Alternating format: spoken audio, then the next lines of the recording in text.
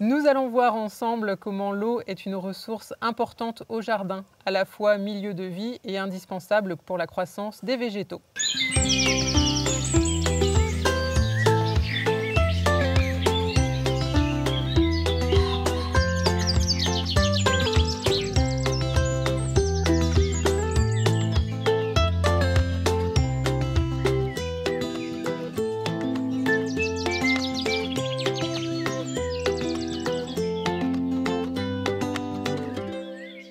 Le climat breton tel que moi je l'ai appris dans mon livre de géographie en primaire, c'est plus ce qu'on constate aujourd'hui.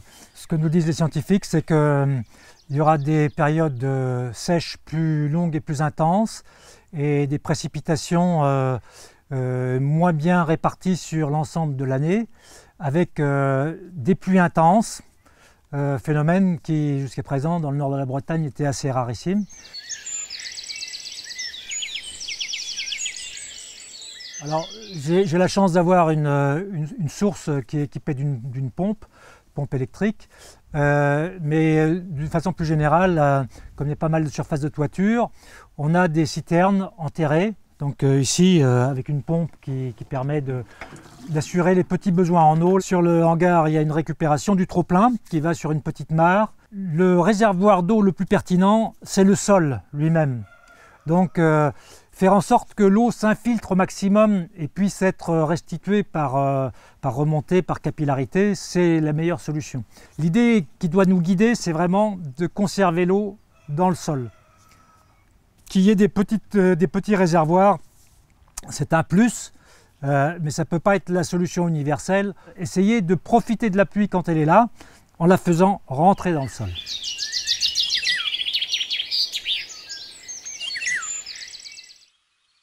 De la végétation. Un sol couvert, les racines créent des cheminements que l'eau va pouvoir emprunter. Un sol nu, il va être battu très rapidement, l'eau ne va plus rentrer, elle va ruisseler, elle va s'évacuer, provoquer les crues du moindre ruisseau et puis amener les plus grandes rivières à déborder rapidement. Donc inondation. Voilà, des arbres, de l'herbe, des cultures, peu importe, pourvu que le sol soit couvert et perméable. Et cette perméabilité, elle est construite par la vie du sol, les plantes et les petits animaux qui vivent dans le sol, en particulier les vers de terre. Un sol riche en humus retiendra beaucoup plus d'eau qu'un sol pauvre en humus. Donc, une des préoccupations du jardinier, ça doit être d'enrichir son sol en carbone et en humus stable. Ça n'a que des avantages.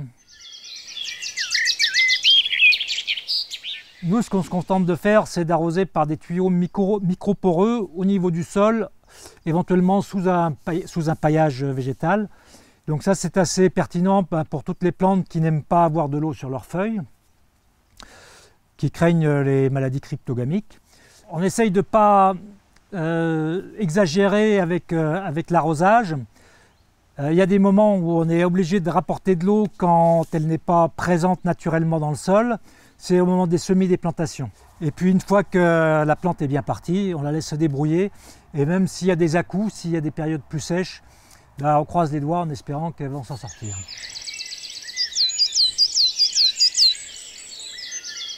Si on est sur une zone qui garde l'eau parce que c'est un terrain un peu hydromorphe, à ce moment-là, la solution traditionnelle, c'est de faire un espèce de billonnage de façon à avoir des points hauts, des points bas.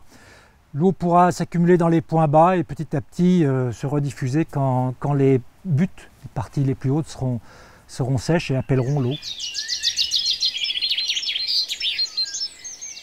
Quand on sème et qu'on plante, quand les plants sont petits, il y a de la terre nue qui apparaît. Sur cette terre nue, il va y avoir de l'évaporation directe qui va, s'il fait bien chaud, diminuer très rapidement les ressources en eau du sol. Donc là, on peut effectivement utiliser des techniques de paillage, d'ombrage, des choses comme ça pour limiter, et le fameux binage qui rompt la capillarité. L'évapotranspiration, c'est signe que la plante pousse, donc là, ce n'est pas un souci. Mais l'évaporation directe, c'est le défaut le plus grave dans la gestion de l'eau.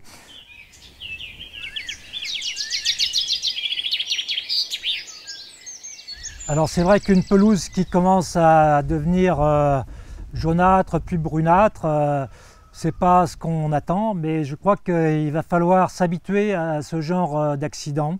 Il faut qu'on devienne beaucoup plus tolérant par rapport à ce genre de soucis. S'il y a des restrictions d'eau qui sont imposées par l'administration, il faut en premier lieu les appliquer dans le jardin d'ornement. L'eau, c'est la vie, on ne peut pas s'en passer.